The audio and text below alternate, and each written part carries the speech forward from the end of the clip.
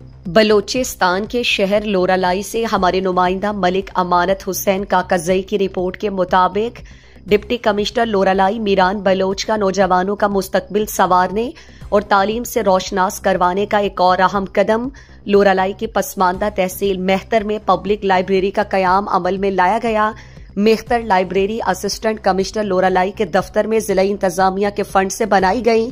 Assistant commissioner Loralai के दफ्तर, रिहाइश और पब्लिक लाइब्रेरी का इफ्तिताह कमिश्नर लोरालाई डिवीजन सादत हसन ने किया। इस मौके पर deputy commissioner Loralai Meeran Baloch, assistant commissioner Loralai Ajmal Mandokhel, उनके हमरा और इलाका अमायदीन की बड़ी तादाद भी मौजूद थी। इस मौके पर कमिश्नर लोरालाई सादत हसन ने कहा कि हमारा मुस्तकबिल आज के नौजवान हैं और हर इलाके की तरक्की का राज तालीम से ही जुड़ा हुआ है। तालीम के जरिए ही हम दुनिया का मुकाबला कर सकते हैं।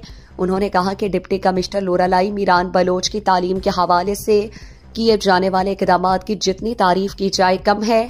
डिप्टी कमिश्नर लोरालाई मीरान बलोच ने कहा कि नौजवान अपने मुल्क के मुस्तकबिल और अपने गरीब वालिदैन की खुशियों को मद्देनजर रखते हुए आला से आला तालीम हासिल करने की भरपूर कोशिशें जारी रखें। किताब बीनी को अपना मशगला बनाएं। तालीम हासिल करने के डिजिटल दौर में भी किताब सबसे बड़ी उस्ताद है।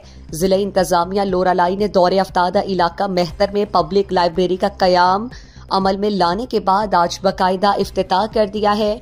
इससे कबल भी डिप्टी कमिश्नर लोरालाई मीरान बलोच 100 से जायद बंद स्कूल्स के खोलने, बलोचिस्तान की तारीख में लोरालाई में दूसरी खवातीन लाइब्रेरी खोलने, हेयर ड्रेसर्स, हमाम में भी छोटी छोटी लाइब्रेरियां बना चुके हैं ताकि नौजवान अपना वक्त जाया करने के बजाय मुतालिया करते रहें।